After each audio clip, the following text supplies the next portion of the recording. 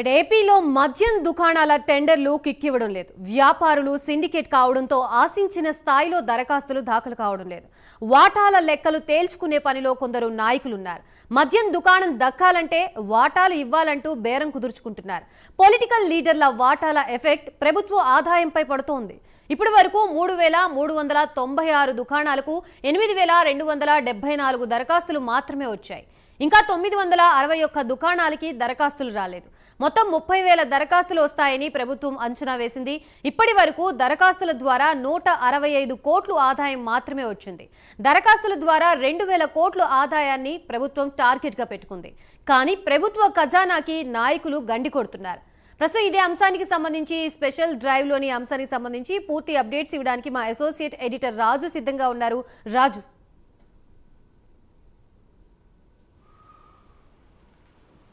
Thank you Gayatri.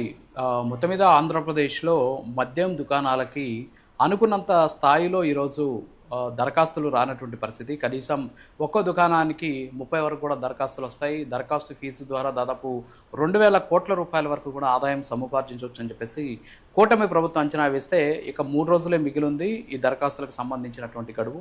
అయితే ఇప్పటి వరకు ఒక్కొక్క దుకాణానికి సగటున 2 దరఖాస్తులు మాత్రమే వచ్చినటువంటి పరిస్థితి. ఆంధ్రప్రదేశ్ రాష్ట్ర వ్యాప్తంగా దాదాపు 961 మద్యం దుకాణాలకు ఇంకా బోని కూడా కాలేదు. అంటే 961 మద్యం దుకాణాలకు సంబంధించి ఎవరు కూడా ఇంకా ఈ టెండర్ని దాఖలు చేయనటువంటి పరిస్థితులు మనం చూస్తూ ఉన్నాం.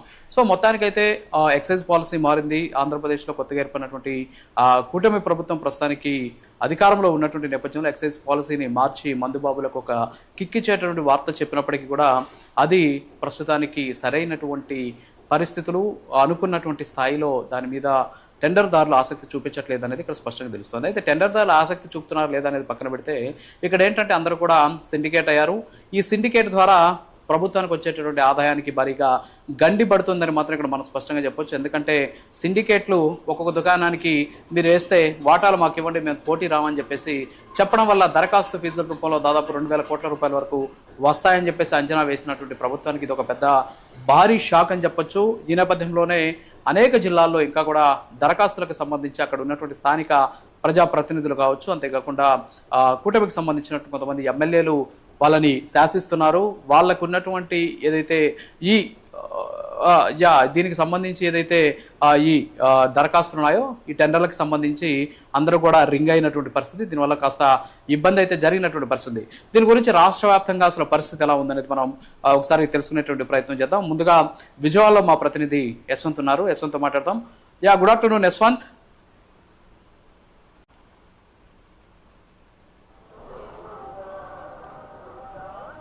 యశ్వంత్ చెప్పండి, ఏంటి అసలు విజయవాడలో దుకాణాలకు సంబంధించి సరిగా ఇంకా కూడా దరఖాస్తులు నమోదు కానటువంటి పరిస్థితి చూస్తున్నాం. విజయవాడ అంటేనే వాస్తవంగా మద్యంకి ఎక్కువగా అక్కడ గిరాకీ ఉంటుంది. అంతేకాకుండా ఇప్పుడు ప్రస్తుతానికి అది క్యాపిటల్ అయినటువంటి పరిస్థితి. మిగతా ప్రాంతాల నుంచి కూడా పెద్ద సంఖ్యలో అక్కడికి వస్తుంటారు. అయినా కూడా అక్కడ మద్యం షాపులకు సంబంధించినటువంటి సరిగ్గా కూడా ఇంకా ఈ టెండర్లు దాఖలు కావట్లేదు. ఏం జరుగుతుంది యశ్వంత్ అక్కడ?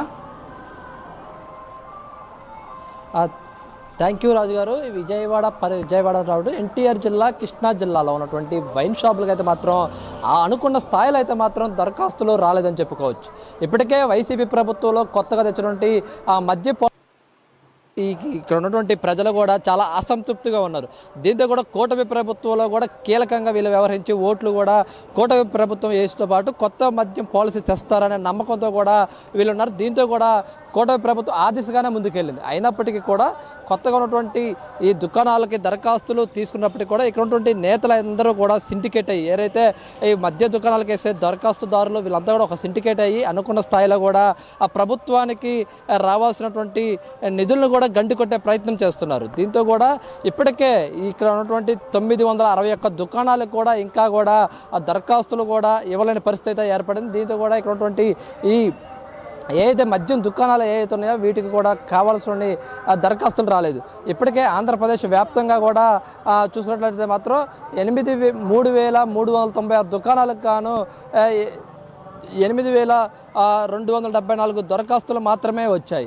ఇంకా రావాల్సినవి ఎన్నో ఉన్నప్పటికీ కూడా ఇక్కడ ఉన్నటువంటి వ్యాపారులు అయితే మాత్రం ఒక సిండికేట్గా ఏర్పడి వాళ్ళు కూడా అనుకున్న స్థాయిలో అయితే మాత్రం వేయలేని పరిస్థితి ఏర్పడింది. దీంతో కూడా ఇప్పటికే ఇటు నందిగామ, జగ్గయ్యపేట, తిరువూరు, మైలవరం, ఏదైతే ఇక్కడ ఉన్నటువంటి పరిధిలో ఉన్నటువంటి దుకాణాలకు కూడా ఇప్పుడిప్పుడే కొంతమేర అయితే మాత్రమే దరఖాస్తులు వెళ్తాయని చెప్పుకోవచ్చు. మరొక 3 రోజులే ఉంది. ఈ 3 రోజుల్లో కూడా ఈ ఏదైతే దుకాణాలకి దాఖలు చేయాల్సి ఉన్నప్పటికీ కూడా అనుకున్న స్థాయిలో కూడా మొగ్గు చూపట్లేదు అనేది మాత్రం అయితే తెలుస్తుంది.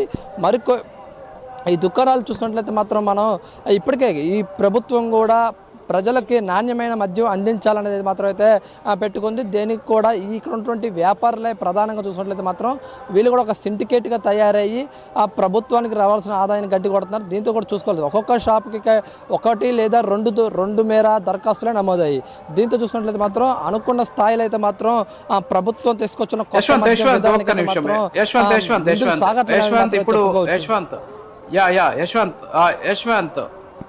యశ్వంత్ ఒక్క నిమిషం. ఇప్పుడు కృష్ణా జిల్లా అలాగే ఎన్టీఆర్ జిల్లా విషయానికి వస్తే మనం కృష్ణా జిల్లాకు సంబంధించి 123 షాపులకు సంబంధించి ఇప్పుడు టెండర్లు పిలిచారు. అందులో కేవలం 222 దరఖాస్తులు మాత్రమే వచ్చాయి. అంటే కనీసం ఒక్కొక్క షాపుకి 2 వరకు కూడా రానటువంటి పరిస్థితి. అంటే ఒకవేళ 2 లెక్కేస్తున్నా కూడా దాదాపు 246 వరకు దరఖాస్తులు రావాలి. కానీ ఇక్కడ వస్తే 222 వచ్చాయి.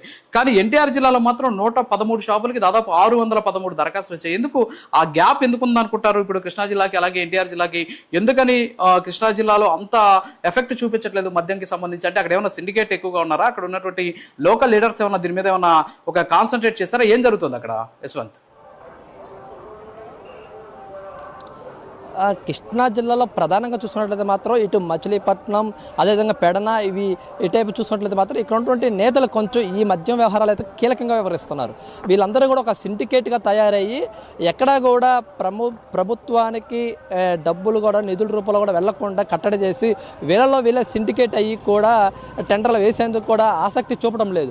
ఎన్నైతే షాపులు ఉన్నాయో ఆ షాపుల వరకే టెండర్లు వేసి వీళ్ళ వరకే లాటరీ ద్వారా పొందేందుకైతే మాత్రం చూస్తారని చెప్పుకోవచ్చు. దీంతో కూడా కొంతమేర ప్రభుత్వానికి అయితే మాత్రం నష్టం జరిగే అవకాశం ఉన్నట్లు కూడా తెలుస్తుంది.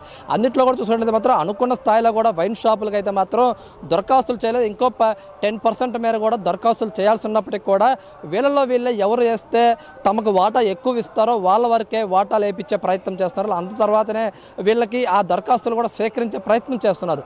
లేని పక్షాన కూడా కొంతమంది నేతలు ఇటు ఎక్సైజ్ శాఖ అధికారులతో పాటు మరికొంతమంది ఎవరైతే ఉన్నారో వాళ్ళందరూ కూడా సిండికేట్ అయ్యి చూస్తారు. దీంట్లో కూడా ఎక్సైజ్ శాఖ ప్రధానంగా వ్యవహరిస్తున్న ఎక్సైజ్ శాఖ మంత్రి కూడా ఆ జిల్లా నుంచే ప్రాధాన్యంగా వచ్చడంతో కూడా దీంట్లో కూడా కొంతమేర ముడుపులు అందే అవకాశం ఉన్నట్లు కూడా మనకైతే సమాచారం అవుతుంది. ఆయనకు ముడుపులు ఇచ్చిన వారిపైనే దరఖాస్తులు సేకరించి వాళ్ళకే ఈ టెండర్ కేటాయించే విధంగా కూడా జరుగుతున్నట్లు కూడా మాకు సమాచారం అవుతుంది. ఇటు పక్క చూసినట్లయితే మాత్రం మన ఎన్టీఆర్ జిల్లాల వైపు చూసినట్లయితే మాత్రం ప్రధానంగా రాష్ట్ర సరిహద్దు ఉండటం. గతంలో వైసీపీ ప్రభుత్వంలో ఉన్నప్పుడు చూసినట్లయితే మాత్రం ప్రభుత్వం ఈ ఎన్టీఆర్ జిల్లాలో ఉన్నటువంటి రాష్ట్ర సరిహద్దు బోర్డర్లు ఏవైతే ఉన్నాయో ఆ బోర్డర్లో అయితే మాత్రం తెలంగాణ సరిహద్దు పెద్ద ఎత్తున కూడా టెండర్ల కోట్ల వ్యవహారంలో వ్యవహరించి కూడా షాపులు పెద్ద ఎత్తున తరలించి కూడా కోట్ల డబ్బులు కూడా పెద్ద ఎత్తున దండుకున్న పరిస్థితి. ఆ విధంగానే కూడా ఇక్కడ ఎన్టీఆర్ జిల్లా సరిహద్దు ఉన్నటువంటి తెలంగాణ బోర్డర్లో కూడా అత్యంత ప్రాధాన్యతంగా వ్యవహరిస్తున్న పరిస్థితి ఏర్పడుతుంది. దీంతో కూడా ఎన్టీఆర్ జిల్లాలో అత్యంత భారీ స్థాయిలో అయితే మాత్రం వైన్ షాపులకు అయితే మాత్రం తీస్తున్న పరిస్థితి. ఆ కోణంలో చూసుకుంటే ఇక్కడ సిండికేట్ అవుతున్న తరుణంలోనే కృష్ణా జిల్లాలో అయితే మాత్రం దరఖాస్తులు చేసేందుకైతే మాత్రం ఆసక్తి చూపడట్లేదు. చేసిన వారు కూడా సిండికేట్ అయ్యే ఈ దరఖాస్తులు స్వీకరిస్తున్న పరిస్థితి ఏర్పడుతుంది. రాజుగారు,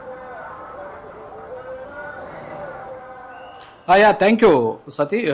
యశ్వంత్, ఇప్పుడు వాస్తవంగా అయితే ఈరోజు దాదాపు 2,000 కోట్ల రూపాయలు కేవలం ఈ దరఖాస్తు ఫీజు ద్వారానే ఆదాయం సంపాదించాలని చెప్పేసి కూటమి ప్రభుత్వం టార్గెట్గా పెట్టుకుంటే ఇప్పటి వరకు దాదాపు కేవలం 160 కోట్ల వరకు, అంటే కనీసం వాళ్ళు పెట్టుకున్నటువంటి టార్గెట్లు 5% కూడా రీచ్ కాలేదు. ఇక 3 రోజులు మిగిలి ఉండడంతో కూటమి ప్రభుత్వానికి ఇది ఒక పెద్ద టెన్షన్ అయితే క్రియేట్ చేస్తూ ఉన్నటువంటి పరిస్థితి కనిపిస్తుంది. మరొక జిల్లాకి వెళ్దాం మనం.